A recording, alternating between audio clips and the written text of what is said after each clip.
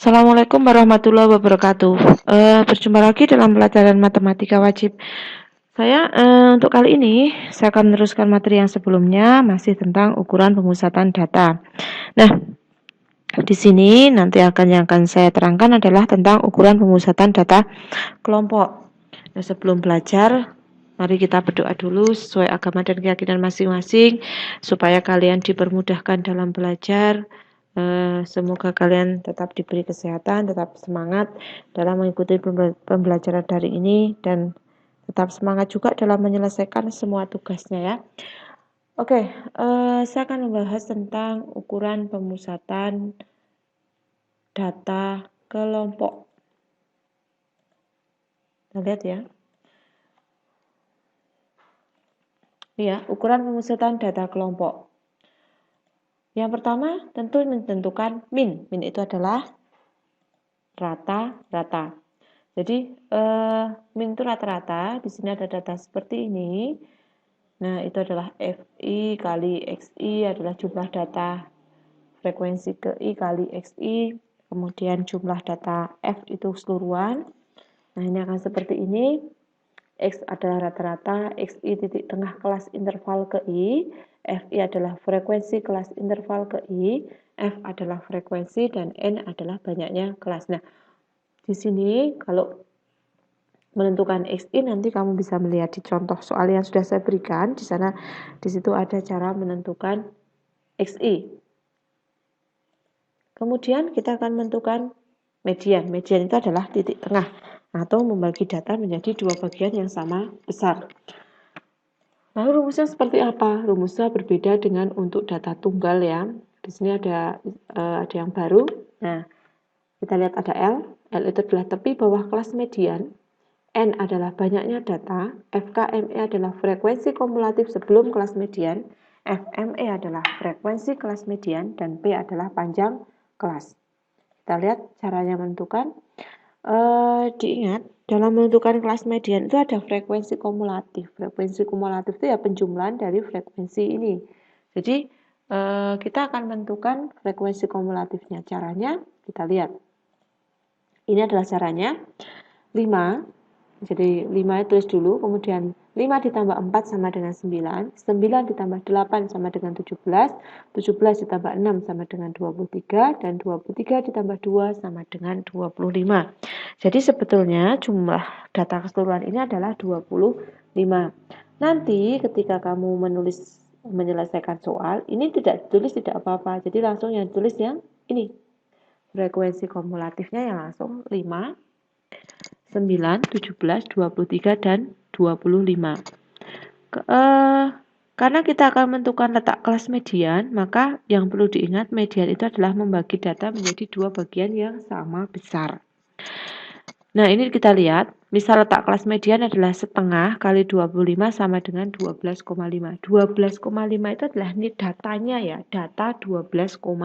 Di mana letak data 12,5 atau letak 12,5 itu di mana? Yang kita lihat ini adalah 5. 5 itu adalah data 1 sampai ke 5. Ini adalah data ke 6 sampai 9. Ini data ke 10 sampai 17.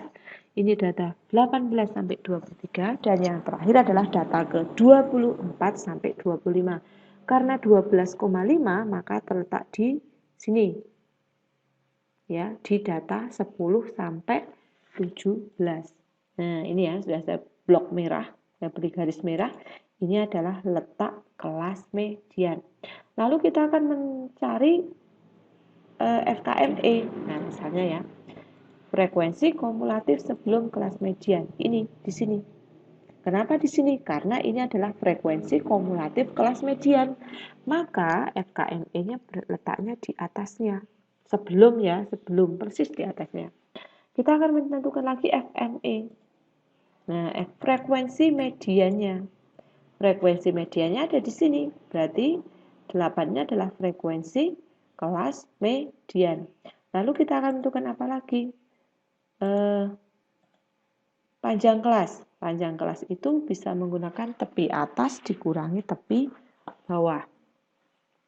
Kemudian L itu kita menentukan tepi bawah kelas median itu sama dengan batas bawah dikurangi setengah.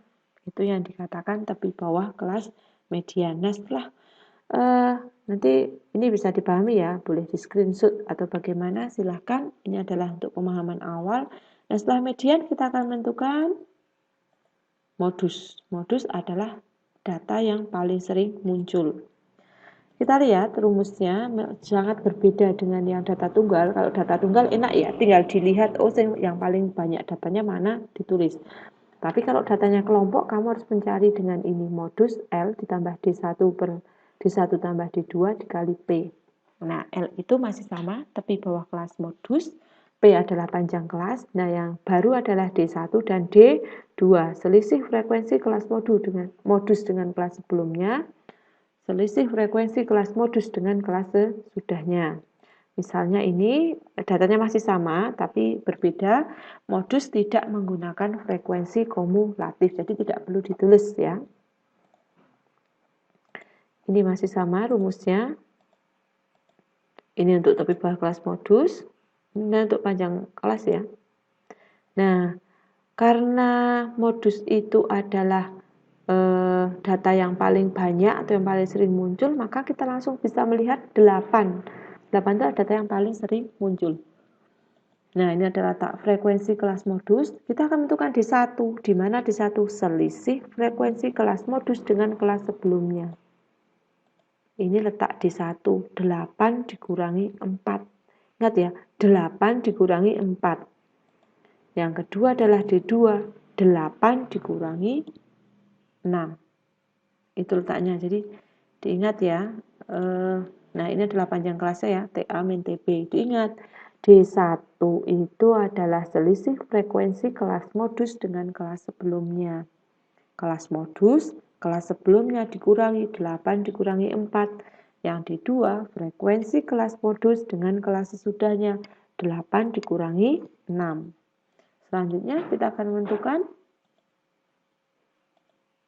kuartil. Kuartil itu rumusnya hampir sama dengan median, bedanya kalau kuartil menjadi I/4. Kenapa I/4? Karena kuartil ada 3, kuartil 1, kuartil 2, dan kuartil 3. Sama ya, ada tapi bawah kelas kuartil, N banyaknya data, FK Q, frekuensi kumulatif sebelum kelas kuartil ke I. Nah, ini bisa kamu lihat. Nah, ini juga sama, masih sayang tadi. Ini adalah cara menghitung frekuensi kumulatif. Ini yang kamu tulis. Nah, sekarang kita lihat letak kuartil 1 misalnya. Misalnya kita lihat letak kuartil Q1. Ini 1/4 kali 25, 6,25. Data 6,25 itu terletak di sini 6 sampai 8 di 9 ini ya. Karena ini data ke 6 sampai ke 9. Ini adalah letak kelas kuartil. Nah, ini adalah yang dikatakan sebagai letak frekuensi kumulatif sebelum kelas kuartil.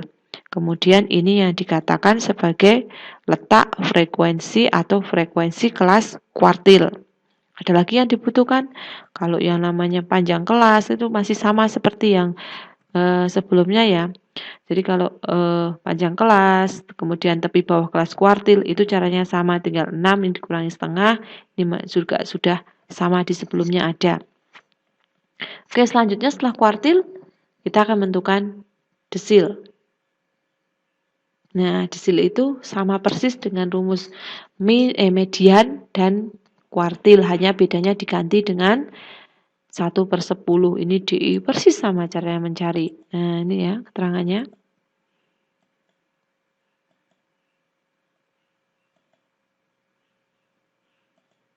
Oke, setelah desil, kita akan menentukan persentil. Sama ya, persentil karena persen ya 1/100, I/100. I-nya itu bebas, I1, I2, sampai I100. Nanti tergantung soalnya mau I berapa. Oke, itu materinya.